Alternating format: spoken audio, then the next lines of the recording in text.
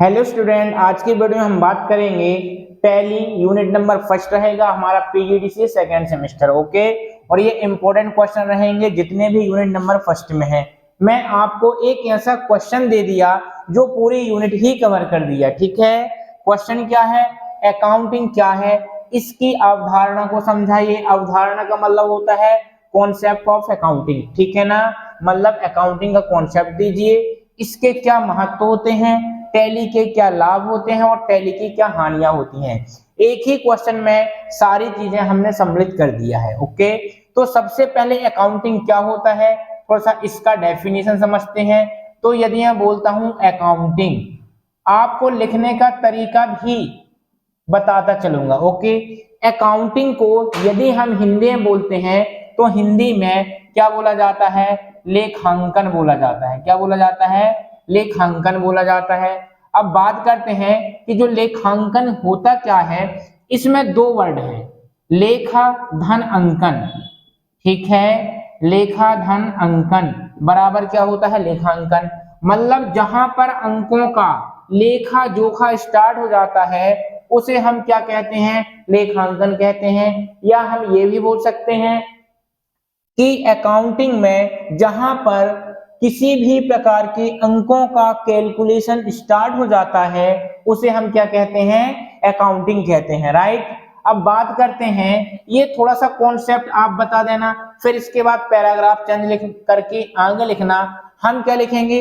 Accounting एक ऐसी व्यवस्थित प्रक्रिया है, ठीक है, जिसमें व्यवसाय के वित्तीय लेन देन को मेंटेन किया जाता है, रिकॉर्ड को एंट्री की जाती है, वो क्या कहलाती है? हमारी अकाउंटिंग कहलाती है। ठीक, अकाउंटिंग एक ऐसी प्रक्रिया है जो या जिसमें व्यवसाय के वित्तीय लेन देन का मेंटेन किया जाता है, उसे क्या कहते हैं? अकाउंटिंग कहा जाता है। इतनी बात क्लियर हुई। मैं आपको घुमा फिरा के बताने वाला काम बिल्कुल भी नहीं कर रहा हूं, डायरेक्ट उसका यूनिक कॉन्सेप्ट बता रहा हूं कि जहां पर अंकों का प्रोसेस स्टार्ट हो जाता है ना, वहीं से हमारी अकाउंटिंग स्टार्ट हो जाती है। राइट। अब बात करते हैं कॉन्सेप्ट ऑफ अकाउंटिंग, मतलब होता है अकाउंटिंग की अवधारणाएं। राइट, अकाउंटिंग की अवधारणाएं। अब अकाउंटिंग की अवधारणाएं मैं आपको कम से कम 8 से 9 बता दूंगा। 8 से 9 बताने के बाद आप भी ऑटोमेटिक लिखना स्टार्ट कर दोगे। ठीक है, तो पहली अकाउंटिंग की अवधारणा मैं बताता हूं, मुद्रा माप की अवधारणा। ठीक है, मुद्रा माप की अवधारणा। अब जो ये मुद्रा माप की अवधारणा है, इसमें क्या किया जाता है? ठीक है ना, मेजरमेंट ऑफ मनी। ठीक है, मेजरमेंट ऑफ मनी में क्या किया जाता है कि जो हमारे व्यवसाय में किसी भी प्रकार की आय होता है, व्यय होता है, बचत होता है, इन सभी को मापने के लिए जिस प्रोसेस टेक्निक का यूज किया जाता है उसे बोलते हैं मुद्रा माप की अवधारणा। मुद्रा का मतलब होता है पैसा, और पैसा जो हमारा होता है, रुपया होता है, वो किस प्रकार से हो सकता है? या तो पैसा आय के रूप में होगा, ठीक है, या व्यय के रूप में होगा, या हम उसको बचत कर सकते हैं। ठीक है, तो व्यवसाय में किसी भी प्रकार की आय होती है, व्यय होती है, बचत होती है। इन मुद्रा को मापने के लिए जिस प्रक्रिया का यूज किया जाता है या जिस प्रोसेस का यूज करते हैं उसे क्या कहते हैं? मुद्रा माप की अवधारणा। ठीक है, तो पहला आपका क्लियर हो गया होगा कि मुद्रा माप की अवधारणा क्या होती है। दूसरा होता है द्विपक्ष अवधारणा। द्विपक्ष अवधारणा का मतलब क्या होता है, थोड़ा सा ये समझने का प्रयास करना। द्विपक्ष अवधारणा का मतलब यह होता है, यदि आप कोई व्यवसाय कर रहे हैं तो या तो आप दुकान के मालिक हैं और जो भी आप बेचोगे वो कस्टमर को बेचोगे, तो इसमें दो पक्ष होते हैं, एक कस्टमर पक्ष, एक कस्टमर साइड होता है और एक हम होते हैं। ठीक है ना, यदि जो भी व्यक्ति देता है, मतलब देने वाला व्यक्ति क्या कहलाता है? वो कहलाता है डेबिट। क्या कहलाता है? डेबिट। मैं यहाँ पर जो दे होता है वो क्या कहलाता है? हमारा डेबिट। और जो प्राप्त करता होता है वो क्या कहलाता है? हमारा क्रेडिट कहलाता है। राइट, और इन दोनों का जो योग होता है वो बराबर होता है। ठीक है, दोनों का जो कैलकुलेशन होगा वो इक्वल होगा, तो इसको क्या बोलते हैं? हम द्विपक्ष अवधारणा कहते हैं। मतलब द्विपक्ष अवधारणा में क्या क्या आ सकता है, जब हम व्यवसाय चलाते हैं, ठीक है, तो उसमें दो लोग होते हैं, एक वो होता है जो देय होता है और एक प्राप्त। मतलब यदि मैंने कुछ खरीदा, यदि हम किसी भी दुकान में जाकर खरीदते हैं, ठीक है, तो हम क्या करते हैं, पैसा उसको देते हैं और वो हमें क्या देता है, कोई भी वस्तु देता है। जो देता है वो डेबिट कहलाता है और जो प्राप्त होता है वो क्रेडिट कहलाता है, राइट। और दोनों का जो मूल्यांकन होना चाहिए वो क्या होना चाहिए, इक्वल होना चाहिए। ये हमारी दूसरी अवधारणा है। बात करते हैं तीसरी अवधारणा की, तो तीसरी अवधारणा है हमारा चालू व्यवसाय की अवधारणा। क्या है, चालू व्यवसाय की अवधारणा। अब इसमें मैं आपको दो कॉन्सेप्ट दे रहा हूं चालू अवधारणा की, कि लगातार व्यवसाय चलाने की अवधारणा, ठीक है, और दूसरा ये है जो हमारा बंद होने की संभावना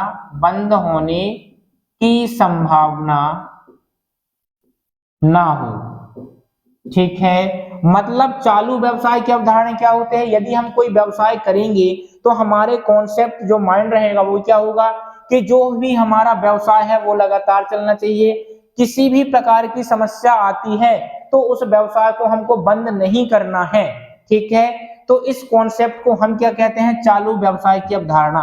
ध्यान रखना, चालू व्यवसाय की अवधारणा में सबसे पहला पॉइंट लिखना, टैली के अंतर्गत चालू व्यवसाय का सिद्धांत एक महत्वपूर्ण है, ठीक है, जिसके अंतर्गत यदि हम कोई व्यवसाय को चालू करते हैं तो वह व्यवसाय लगातार चलाना है और उस व्यवसाय में किसी भी प्रकार की कोई दिक्कत आती है तो उसको बंद नहीं करना है। तो ये क्या होता है, हमारा चालू व्यवसाय की अवधारणा कहलाती है। यदि मैं चौथा बात करता हूं, लागत अवधारणा, क्या बोलता हूं, लागत अवधारणा। अब ये लागत अवधारणा में क्या आ जाएगा, थोड़ा सा दिमाग लगाओ, कि जो व्यवसाय में खरीदी गई वस्तु होती है, क्या होती है, यदि मैं बोलता हूं कि यदि आप कोई भी व्यवसाय कर रहे हैं तो व्यवसाय में खरीदी हुई वस्तु का अंकन करना, क्या करना, अंकन करना।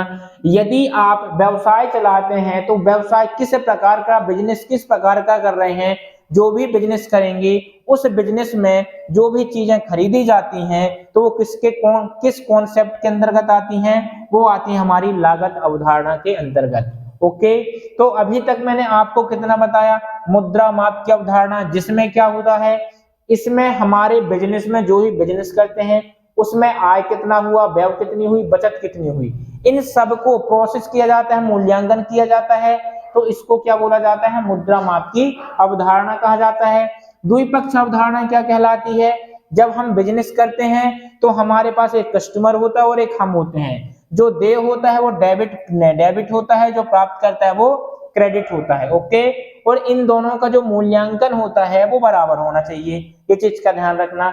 अगला क्या है, चालू व्यवसाय की अवधारणा। इसमें क्या हमको करना है, यदि हम कोई बिजनेस कर रहे हैं तो उसको लगातार चलाने का प्रयास करेंगे, किसी भी प्रकार की कोई दिक्कत आती है तो बंद होने की संभावना ना हो, इस कॉन्सेप्ट को बोलते हैं चालू व्यवसाय की अवधारणा। इसके बाद चौथा आता है लागत अवधारणा। लागत अवधारणा में क्या आता है, जो भी हम बिजनेस कर रहे हैं तो बिजनेस में जो भी वस्तु लेते हैं उसमें कितना पैसा लगा है, ठीक है, वो सब क्या रहता है, हमारा लागत अवधारणा होता है। इसके बाद आता है अर्जित अवधारणा। पांचवा हमारा क्या आ गया, अर्जित अवधारणा। अब ये अर्जित अवधारणा का मतलब थोड़ा सा समझ लेना। अर्जित अवधारणा, जो हमें प्राप्त हो चुका हो, जब तक वस्तु, या बोल सकते हैं जब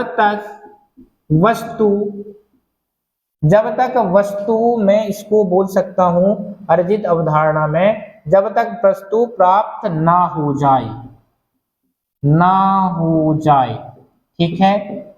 अब इसमें क्या होगा, अर्जित अवधारणा में यदि मैं कोई बिजनेस कर रहा हूं, ठीक है, तो जब तक हमें वस्तु प्राप्त ना हो जाए, फॉर एग्जाम्पल यदि आप कहीं पर काम कर रहे हो, आप यदि पेमेंट लेके काम करोगे, ठीक है ना, लेकिन हम बोलते हैं कि अभी मेरा काम चल रहा है, मेरे को पैसा मिल जाएंगे, मिले तो नहीं ना, तो जब तक हमें वस्तु प्राप्त नहीं हो जाती है, जब वस्तु प्राप्त हो जाती है तो इसको क्या बोलते हैं, इसको बोलते हैं अर्जित अवधारणा। क्या बोलेंगे, अर्जित अवधारणा बोलेंगे। मतलब अर्जित का मतलब क्या होता है, जो हमें प्राप्त हो चुकी हो उसको क्या बोलते हैं हम, अर्जित अवधारणा।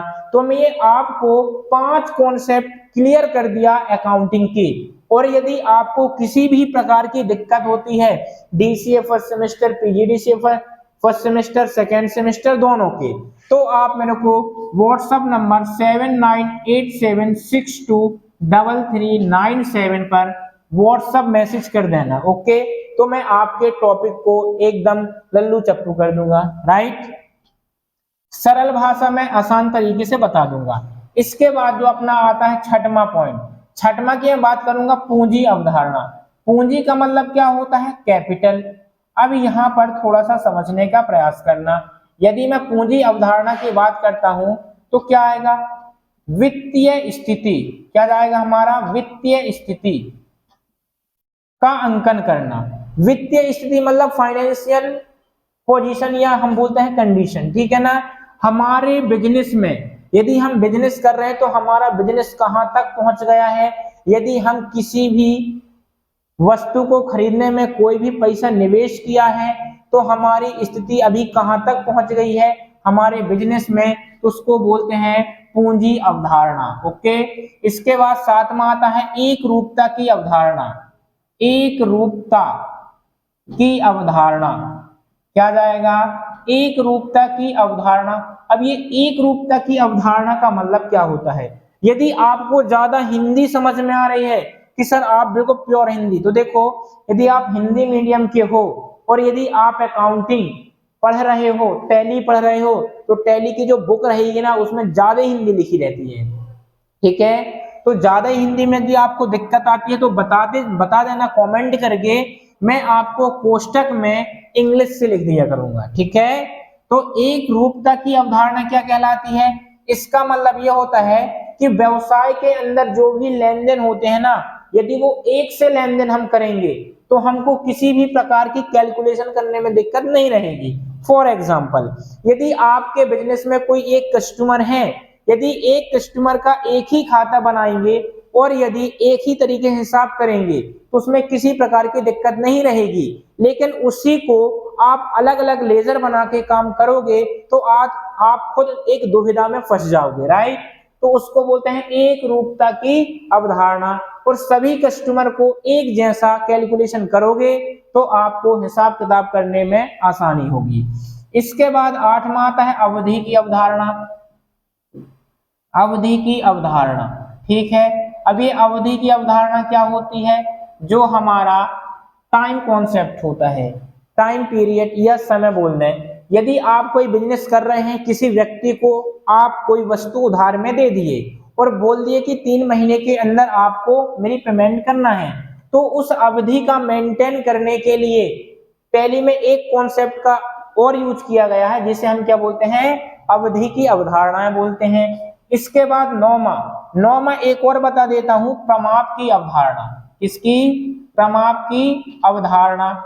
इसमें क्या होता है, प्रमाप की अवधारणा में जितने भी हमारे व्यवसाय में आय होते हैं, व्यय होता है, ठीक है, इनको सही तरीके से मिलान करने की टेक्निक को, प्रोसेस को क्या बोलते हैं, प्रमाप की अवधारणाएं बोलते हैं।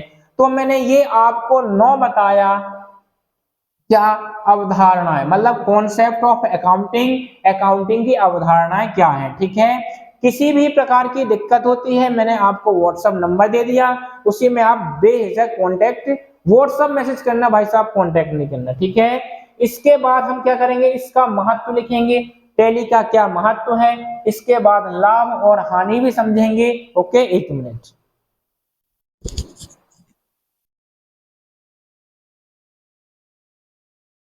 हाँ, तो इसके बाद हम बात करते हैं इसके महत्व की, अकाउंटिंग का क्या महत्व है। ओके, तो थोड़ा सा मैं इसको रफ कर लूं, जो भी समझ में ना आए तो आप बकायदे बता देना कि ये प्रॉब्लम है सर, सारी चीजें कॉन्सेप्ट हम क्लियर कर देंगे। ओके, तो इसके बाद क्या हो गया, हमारी अवधारणाएं हो गई, अकाउंटिंग हो गया। अगला आता है टैली का महत्व। अकाउंटिंग का महत्व बता देते हैं कि जो हमारा अकाउंटिंग का महत्व होता है वो क्या होता है, ठीक है। अकाउंटिंग का महत्व। अब ये समझना अकाउंटिंग का महत्व होता क्या है। पहला महत्व मैं लिख सकता हूं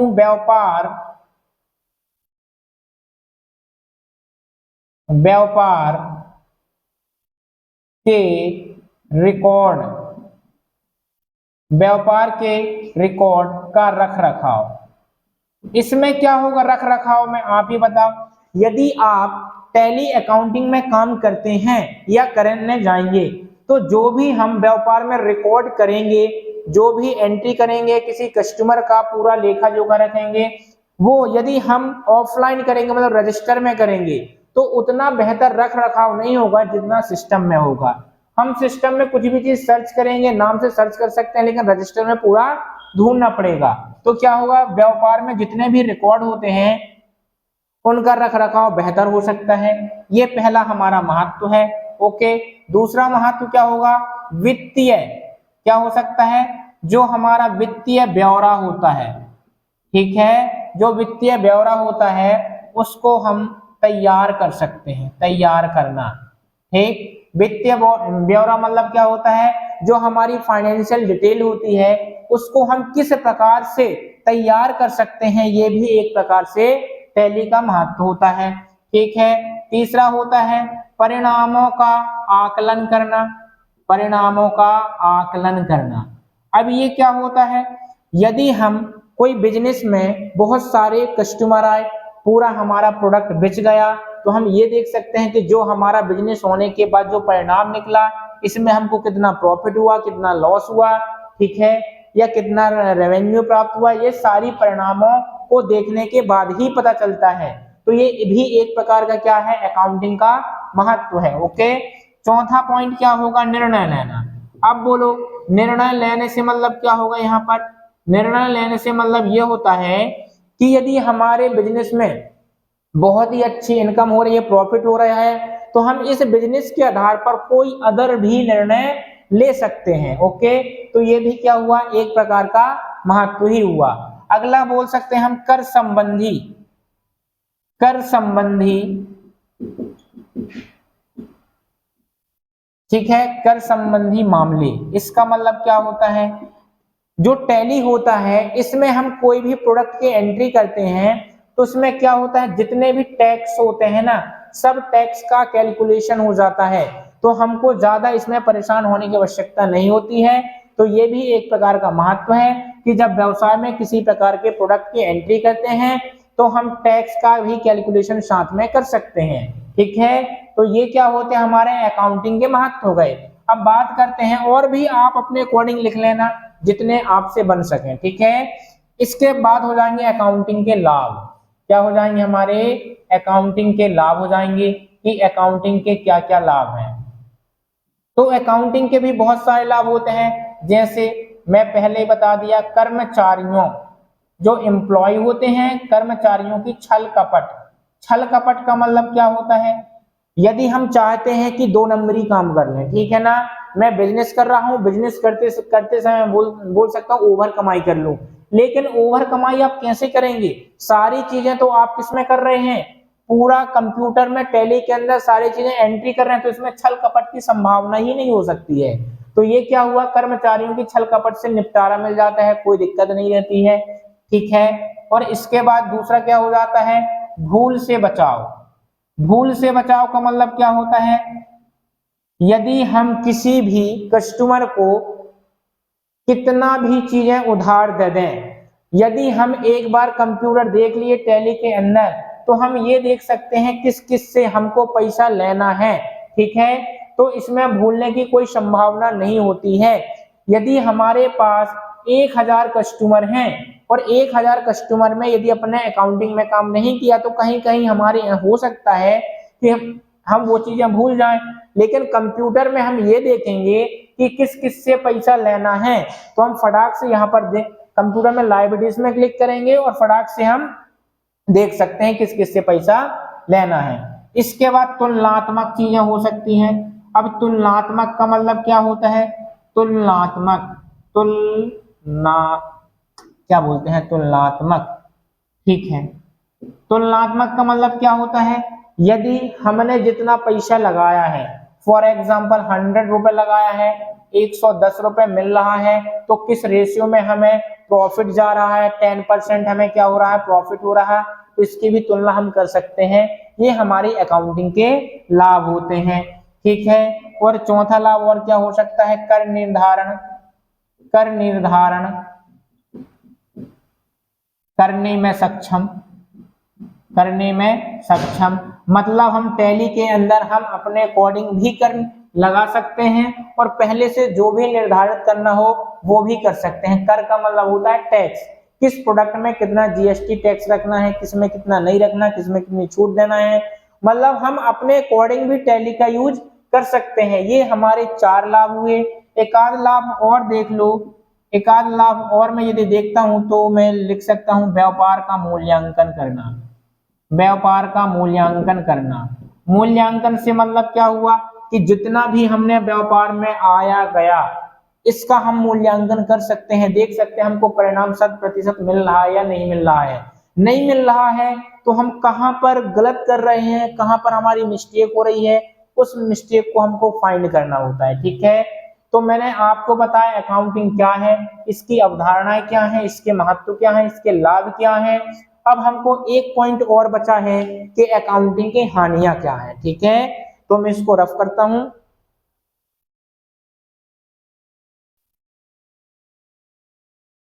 चलो तो हम नेक्स्ट की बात करते हैं अब अकाउंटिंग की हानियां। अब अकाउंटिंग की हानियां क्या होती हैं इसको 4-5 में बता देता हूं, बाकी आप लोग कर लेना, ओके। तो अकाउंटिंग की हानियां में क्या आ जाएगा, थोड़ा सा देखने का प्रयास करना कि जो हमारी अकाउंटिंग की हानियां हैं वो कौन कौन सी हो सकती हैं। तो अकाउंटिंग की हानि, पहला तो हो जाएगा जटिलता। क्या हो जाएगा, जटिलता।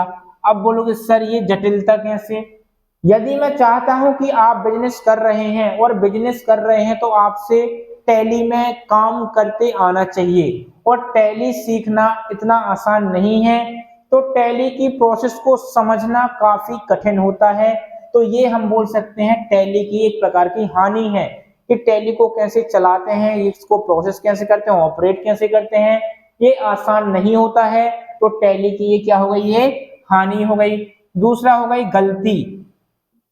गलती का मतलब क्या होता है, त्रुटि का मतलब यदि हमने किसी भी कस्टमर में जो लेन देन कर रहे हैं धोखे से, यदि हमारे यहाँ 1000 टाइप करना था और एक शून्य और लग गया तो अभी तक हमको 1000 रुपए लेना था, एक शून्य धोखे से लगा दिया तो अब कितना हुआ, 10,000 हो गया। तो ये भी क्या है, एक प्रकार की मिस्टेक है, गलती हो जाती है। तीसरा हो जाएगा धोखाधड़ी। धोखाधड़ी मतलब क्या होगा, फिर यही चीज लगा देंगे कि धोखे से हमको 1000 लेना है और यदि हमको बता दिए एक शून्य और लगा कि अब हमको 10,000 रुपए लेना है। अब क्या होगा, जो हमारा बॉस होगा, हम क्या बॉस के सामने दिखा दिए कि हमको 1000 रुपए लेना है लेकिन असली एंट्री तो हमने 10,000 में करके रखा है।